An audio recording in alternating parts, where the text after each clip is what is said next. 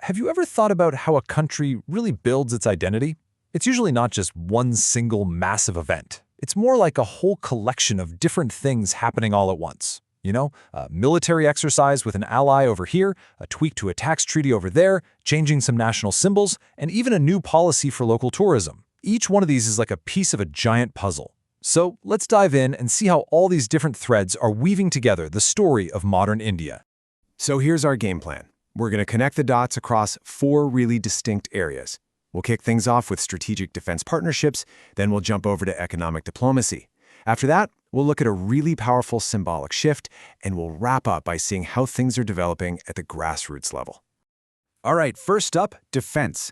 A nation's strength and security often come down to its friendships. So right now, we're looking at 2 major joint military exercises that India is involved in with some huge global partners, the United States and Japan.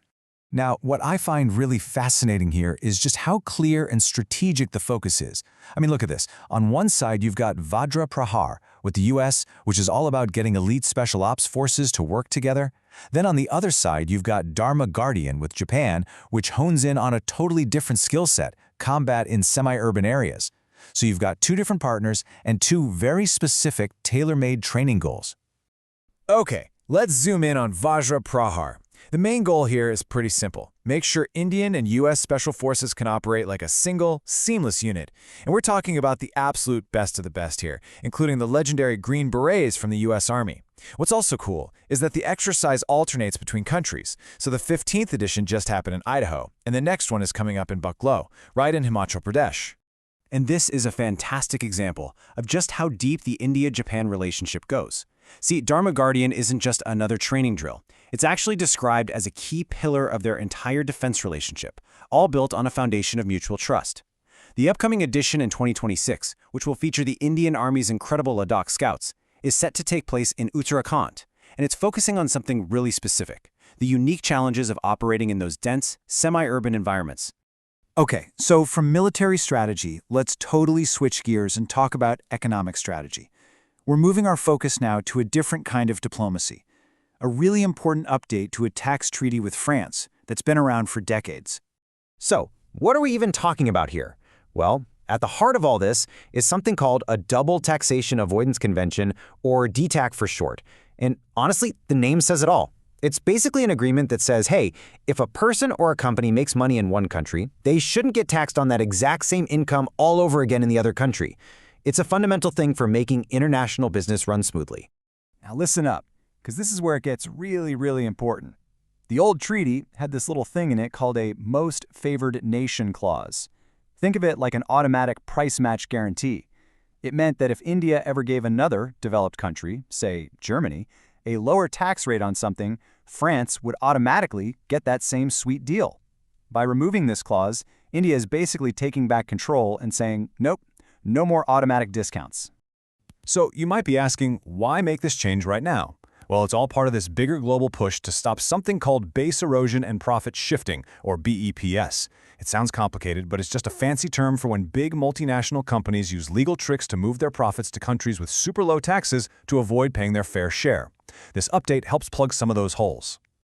And what does all this mean in the real world? What's the bottom line? It's actually pretty simple, but it's a huge deal. Before, there were loopholes where a French investor could sell their shares in an Indian company, and the profit might not get taxed in India at all. Well, now the rule is crystal clear. Those profits, those capital gains, will be taxed right here in India. It's all about protecting the country's tax revenue. All right, now from the complex world of international tax law, we're going to shift our focus inward to something that is all about national identity. We're heading to the forecourt of Rashtrapati Bhavan, the Indian presidential palace, because a really symbolic change is happening right there.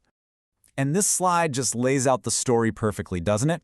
On the left, you've got Edwin Lutyens. He was the main architect of New Delhi during the British Raj. His statue really represents that colonial past. And on the right, you have who's replacing him, C. Rajagopalachari, a celebrated Indian statesman and a freedom fighter. It's a direct, powerful statement, literally replacing a symbol of the empire with a symbol of the independent nation. So why Rajagopalachari? Why him specifically? Well, this quote right here just captures his totally unique place in history. He was the only Indian who ever held the post of Governor General. That was the position that represented the head of state, and he was the one who bridged that gap from British rule to a fully independent republic. It's an absolutely singular and historic distinction. At the end of the day, the thinking behind this move is pretty straightforward. It's part of a much wider effort to take a fresh look at the symbols we see in our public spaces, and to make sure they reflect the nation's own history and heroes, instead of its colonial past. Okay, for our final piece of the puzzle, we're moving from the grand symbols of the capital city to a grassroots initiative that has the potential to totally transform local economies. We're going to take a look at Rajasthan's new Homestay scheme for 2026. So what's the big deal with this scheme? Well, its main focus is all about community. This isn't about building massive, impersonal hotels. The whole point is to empower local families to open up their own homes to tourists, creating jobs right where people already live. It also means that visitors get a much more authentic experience, a real taste of local culture, food, and life, all while being way more sustainable. So how does it actually work? Well, the state isn't just announcing this and walking away. It's actively providing support. This includes things like training for homeowners in hospitality and even digital marketing skills to help them get set up. It creates real opportunities for young people, it gives tourists an unforgettable experience, and it allows tourism to grow without that massive environmental footprint you get from huge construction projects. It really is a win-win-win. So there you have it. We've looked at 4 very different things today: international security, global economics, national symbolism, and local development. And you know, each one on its own is just a single data point. But when you start to put them all together, they really start to form a bigger picture. So that brings us to our final question. From military drills and tax treaties to national monuments and local tourism, how do you think these individual changes, all happening at once,